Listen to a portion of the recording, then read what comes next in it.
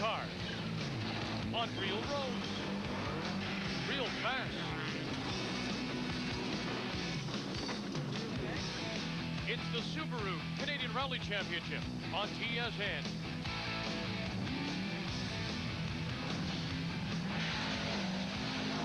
Hi again, everyone. Vic Rudder along with our rally expert, Paul Chater, and welcome to Pembroke, Ontario, the handsome city about 2 hours northwest of the capital, Ottawa. It is also right next to the enormous Canadian Forces base at Ottawa. Canadian Rally Championship, the Rallye Perce Neige. They're going to run 8 stages, totaling nearly 160 kilometers. All of it smooth, fast, and icy. There's championship leader Frank Sprongl on the right, Tom McGeer on the left, the driver who is most likely to challenge Sprongl's domination of this championship. McGeer's 4th after 1 event. Sylvain Vincent stands 2nd. He's lowering the air pressure in his tires for better traction. On the start line, Frank and Dan Sprongl, the Audi Quattro S2, but wearing the number 2 and not the traditional number 1 of a champion. The number 1 left vacant as a tribute to Carl Maryland, the defending winner of this event. Unfortunately passed away last fall. And remember now, the Sprongls were the winners in the first rally of the season in Quebec City. Now, this is a beautiful day for standing out and watching a rally car. Sunny, temperatures well above freezing, but it's not so nice to drive through. And the reason, well, the hard-packed snow melted yesterday, and then it froze overnight, and is starting to melt again today, Paul. And so the result is a road surface. It's glare ice with a thin layer of water on top. I mean, it's hard enough to walk on, let enough to drive on. 100 medium to hard right, hard right. There are a half a dozen tire manufacturers represented in this event. Ice tires, a new category for consumers who face winter conditions but aren't allowed to use studs. Some of the teams have gone a step further, though, and tractionized their tires. That means they've taken a brand new Yokohama Guard-X, for instance, and run it through what could best be described as a shredder, which makes thousands of extra little cuts in the tread pattern. It's an old ice racing trick that does give extra traction, but the tires are going to wear out in less than 100 kilometers. So don't try this in your garage with a cheese grater. Now, we've heard of shaving tires in other forms of racing, and I guess this is just something that you would do, as you say, in icy conditions. In essence, what you're doing is making a soft compound tire by shredding it and pulverizing it into all sorts of little cuts, but even on some surfaces it doesn't help, which it did here with the Sprongls. They hit this tight left-hander coming up over a little bump in the road. The car got light, locked them up, and just slid straight up. One of the few mistakes you'll ever see the Sprongls make. To left. Turbocharger chirping as he's on and off the throttle constantly. 100 meters. As they come up to the final checkpoint. Now, look, he's supposed to be going in a straight line, and that's the finish control he's supposed to get his time card from. He flew right by it. He can't stop on this surface. And you know what? Despite their slide and missing of the turn, they won the stage. Tom and Trish McGeer from Georgetown, Ontario. They drive a Subaru Impreza WRX, 3-time Canadian champions, entered by Subaru Canada using Pirelli tires.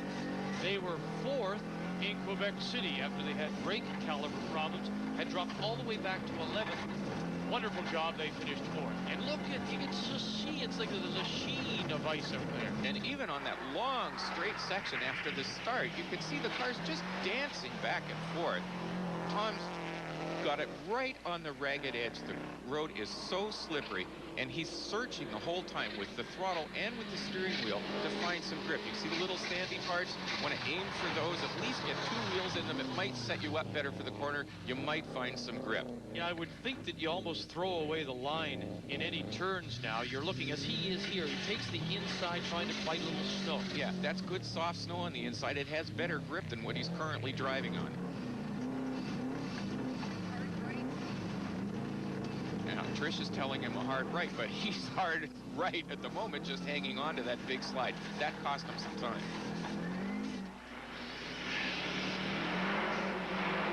Perfect 4-wheel drift. Now watch, the car gets light coming over this hill, unweights the suspension a little, he gets on the brakes, the car starts to understeer, and the same place the Sprongls went off, the McGeers go off.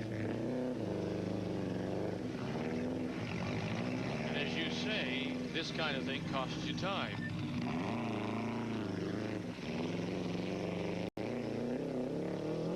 The number 4, Sylvain Bisson, Dominique Sirlapin, Quebec. They were second in the Quebec Rally after a long battle with Jean-Sébastien Besner. Production GT, Eagle Talon, essentially stock engine, 200 horsepower, but that might be an advantage in a rally like this.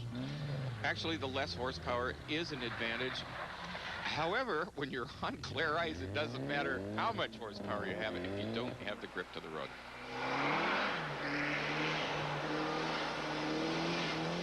Jean-Sébastien Besner from Montreal, Mathieu Lestage, third in Quebec.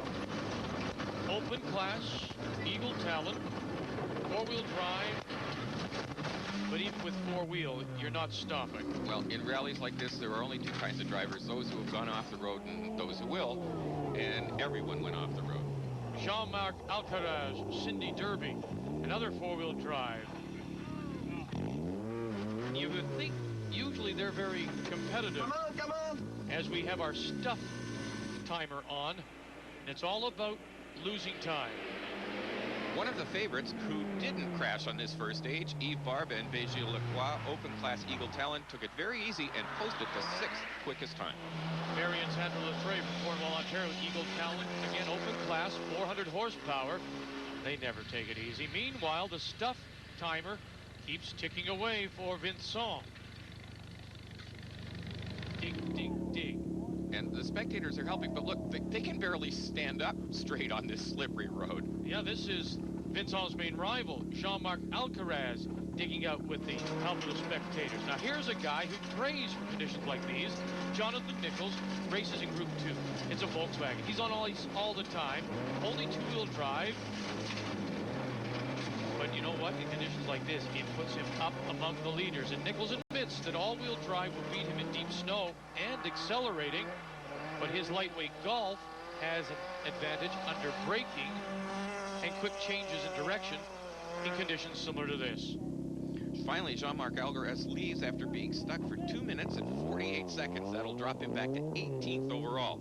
It's a losing cycle. The more time you spend in the ditch, the more risk you must take to make up the time on the road. The more risk you take, the more likely you are to be back in the ditch. While Vincent was stuck even longer, 2:57, he'll finish the stage in 20th place. Demetrius Andreou likes to jump into the deep end of the pool. Away from rallying for 10 years, he's entered in a 300 horsepower Audi, which he just tried for the first time this morning on the highway. The Sprongls are your leaders. McGeer second as they were slide away on the first stage. Rallying on TSN is brought to you in part by Yokohama Performance Radials. Now you've got control. And by Subaru. The beauty of all-wheel drive.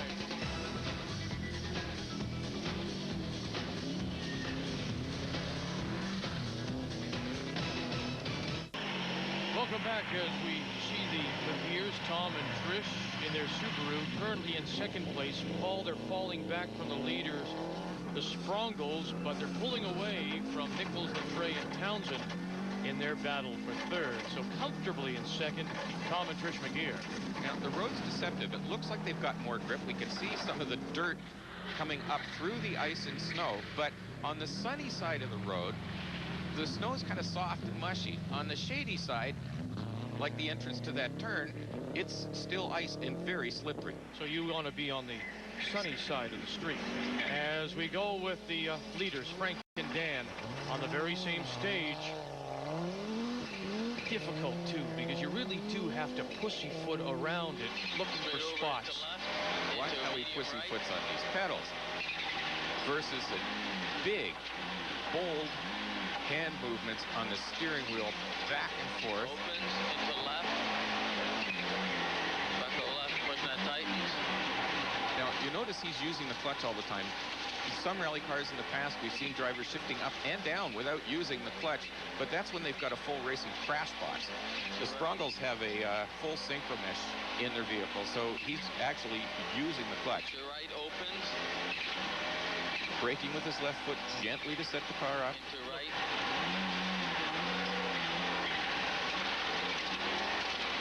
Now, how How difficult is it when the car suddenly bites? Into left. When it bites, especially in these conditions, it can really be startling. And you will notice that he hasn't got his thumbs locked in the steering wheel for that reason. John Nichols driving the VW Golf GTI, third place overall, leading Group 2 for two-wheel drive machines, 6-speed racing transmission, master of left foot braking.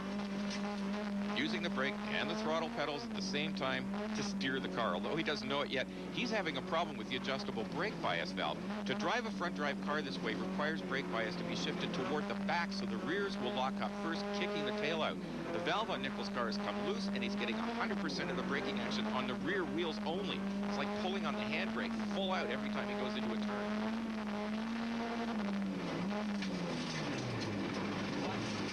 And you can see him motion. He's not quite sure what's going on. He knows he's having problems. He's locked up the rears going in there, which is why the car has spun.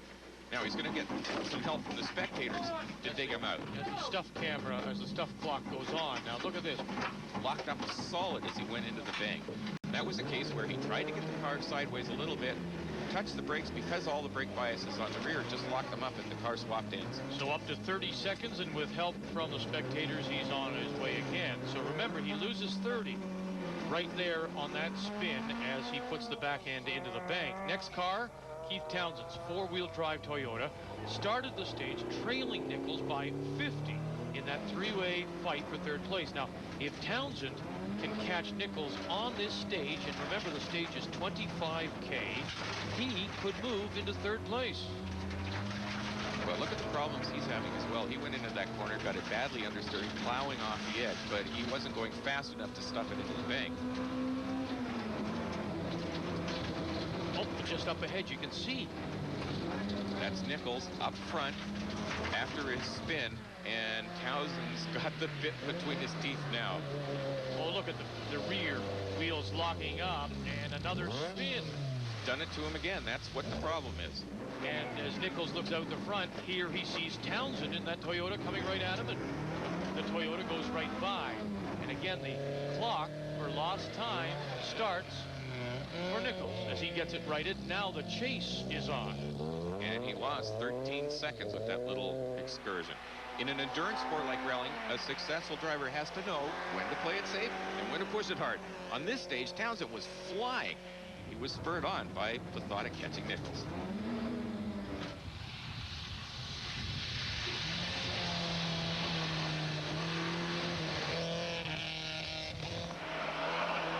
Now here's the third car in the fight for third. Barry Latreille, all out on this very long stage. It's really dicey when it is icy. It certainly is. And I mentioned before, notice when you're inside the car, you don't see his thumbs locked on the spokes of the steering wheel. That's in case of a rapid change in direction. You wouldn't want to break your thumbs. You remember Jean-Marc Alcaraz in the Mazda? He was 18th, 4 stages later, and he is charged back now to 6th, and he is reeling in the top group. And we're talking about a Mazda 323, 4-wheel drive, but lighter. An advantage? And a little bit lower horsepower, which is an advantage on these slippery roads. Sylvain Vincent, who also stuffed it at the start, is right behind Alcaraz, posting fast times and all the way up to 7th place.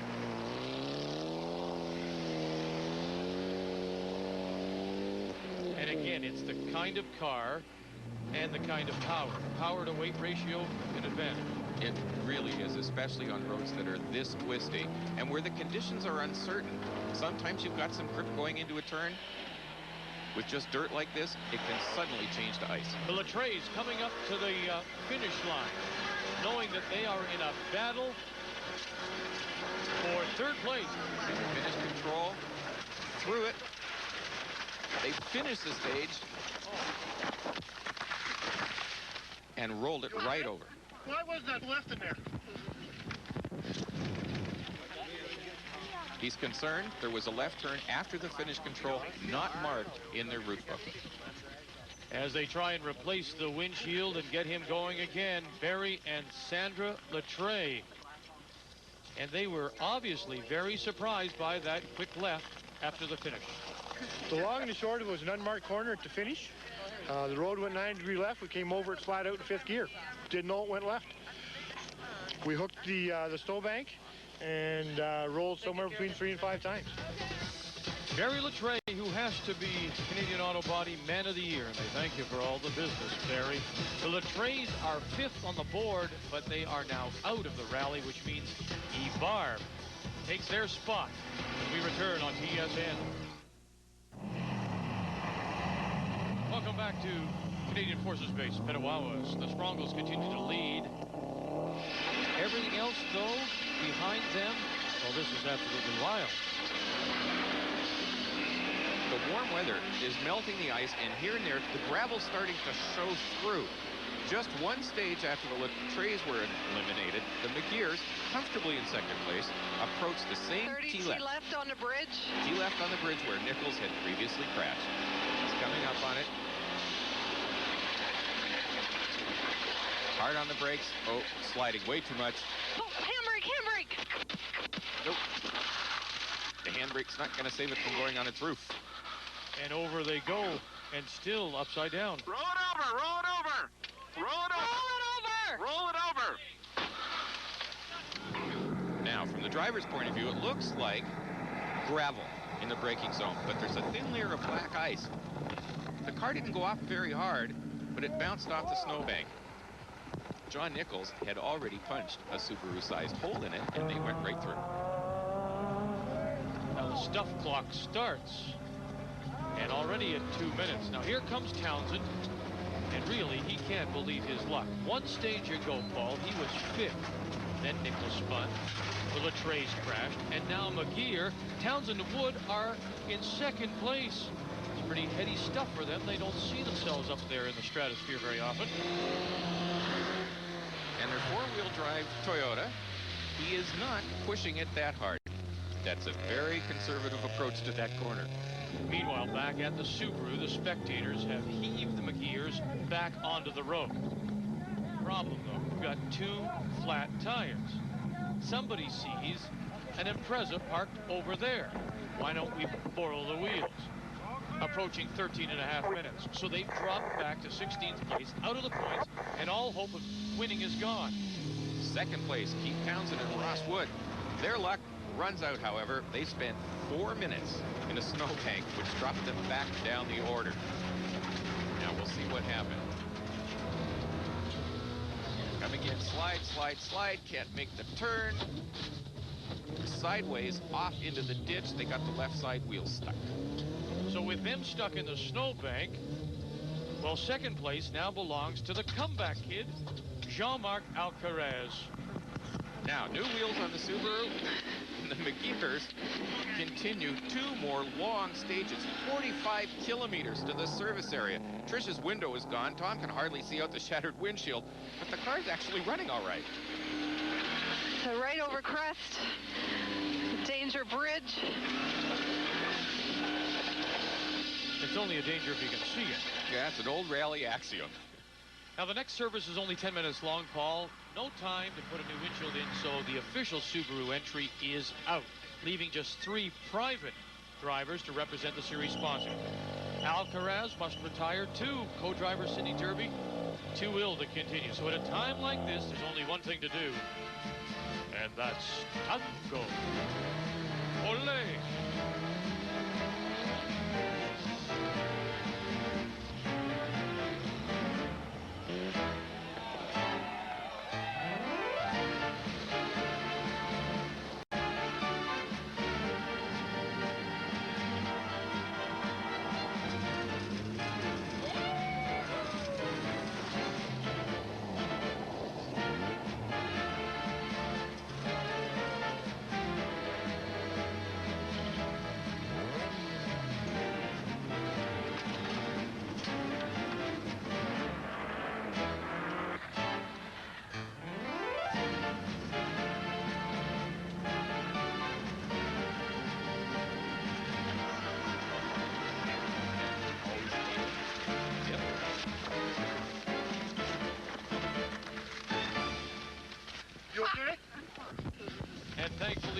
After 9 special stages, Alcaraz will not start the next one, so Vincent and the rest will move up as the fight for second very close. In other classes, Head and Lee's Mendham leading.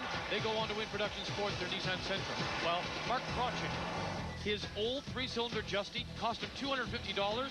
He goes on to win $1,500, wins the production $1,750. Welcome back to the Rallye Perce Neige, round 2 of the Subaru Canadian Championship. And the course has left Ontario now and crossed over the river into Quebec for 4 24K stages, Paul. The Sprongls have built an insurmountable lead of nearly 10 minutes. So barring a major excursion off the road, they're going to win.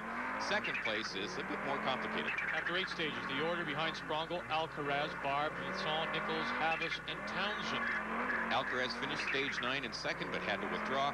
Vincent moved ahead of Barb, and after 10 stages with Alcaraz out, Sylvain Vincent moved into second place overall, while Nichols was pressing Barb for third. Nichols trailed Barb by 10 seconds on stage 11. On stage 12, Nichols moved ahead of Barb to take over third place by a skinny 3-second margin. So just 1 stage to go in this Rallye Perce Neige. Sprongl had won it.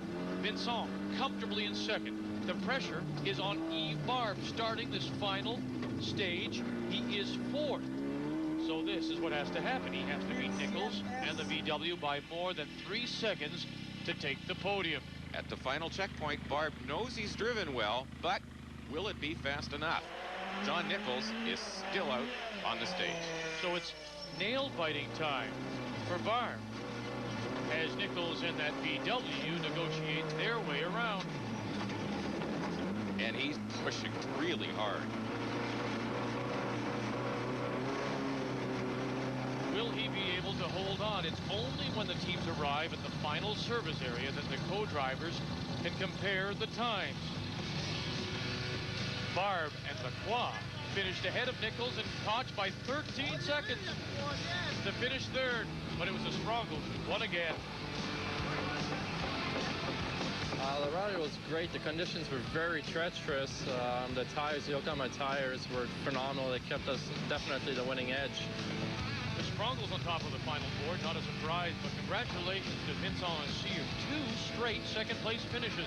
And in the points, Sprongls at 40. The McGeers expected to challenge 30 points back after 2 events. TSN's coverage of the Rallye Perce Neige has been brought to you in part by Yokohama Performance Radials. Now, you've got control. And by Subaru. The beauty of all-wheel drive. We'd love to hear from you. Drop us a line online. rally@tsn.ca. Now on behalf of Paul Chater and our entire crew, I'm Vic Roeder. Thanks for joining us. The Subaru Canadian Rally Championship is here on TSN.